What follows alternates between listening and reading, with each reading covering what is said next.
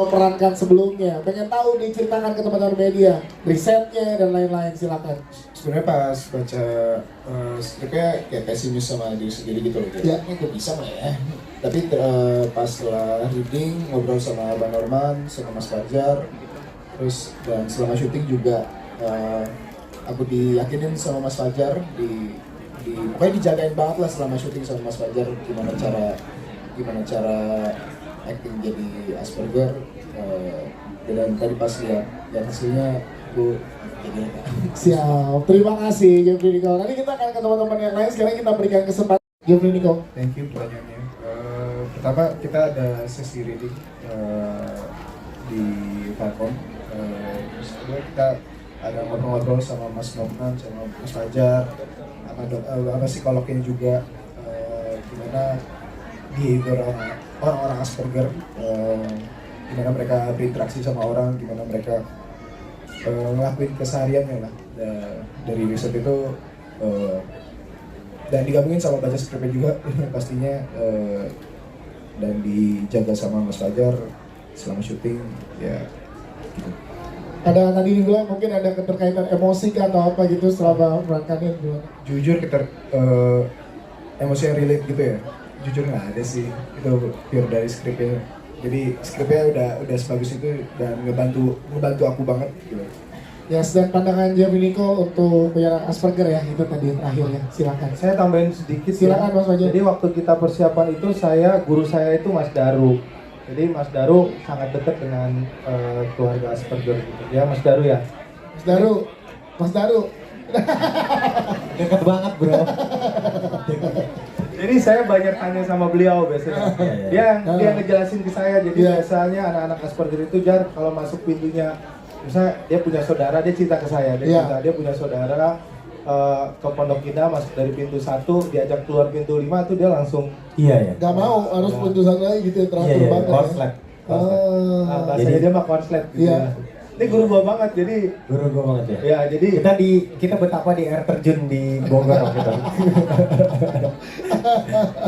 Oke, Jeffrey Nicole mungkin mau melengkapi tadi jawaban yang terakhir, gimana setelah memerankan Jati, sudut pandang seorang Jeffrey Nicole untuk Asperger seperti apa? Tadi aku mau punya gambaran sih kayak gimana sebenarnya orang-orang pengidap Asperger syndrome itu kesehariannya kayak gimana. Tapi setelah baca skrip ini aku jadi lebih punya gambaran, lebih jelas aja gitu, dan kayak matahin stigma aku atau stigma orang-orang lain yang sebelumnya kayak ini misalnya kayak nggak bisa berfungsi di keadaan sosial, ternyata bisa sebenarnya.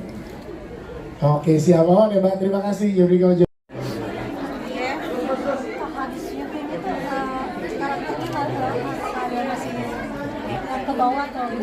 Enggak, sama sekali nggak ada yang ke bawah.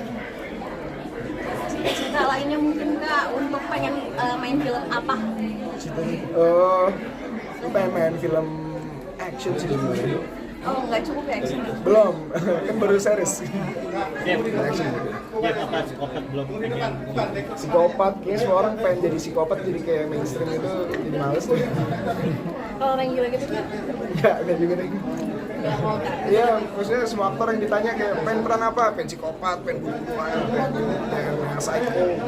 Jeff, tapi termasuk gampang gak sih maksudnya melepas peran yang ketika itu lo perankan gitu?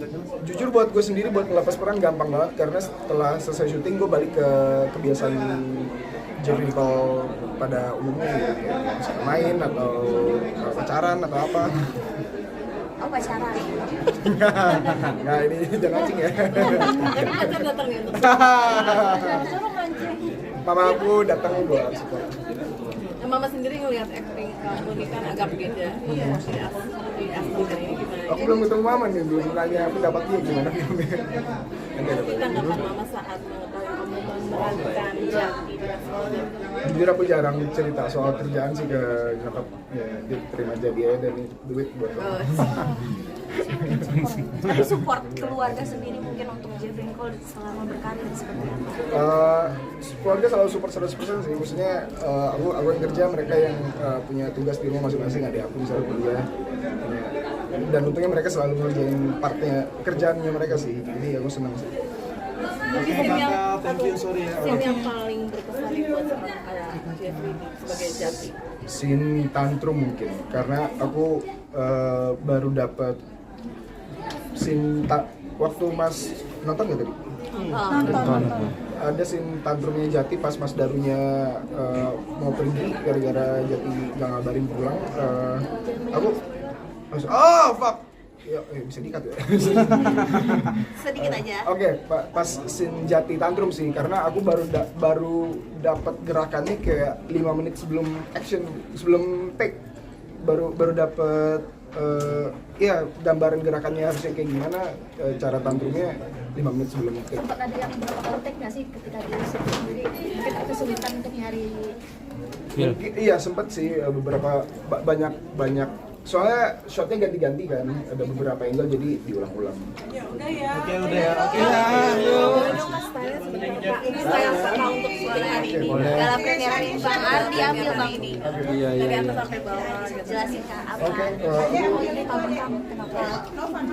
sebenarnya karena pengen simple sih, biasanya kan kayak heboh gitu, jadi kayaknya Jati fokusnya ke filmnya aja biar nggak fokusnya ke pakaian, aku pengennya pakai yang simple, head to toe jadi Gucci semua. Tapi ada pemilihan tersendiri nggak sih untuk fashion itu sendiri? Apalagi nih dalam Sorry? kayak pemilihan tersendiri selera sendiri. Iya sih, ini aku pilih sendiri sih, jadi ke Gucci-nya kirimin. Oke, thank you. Terima kasih.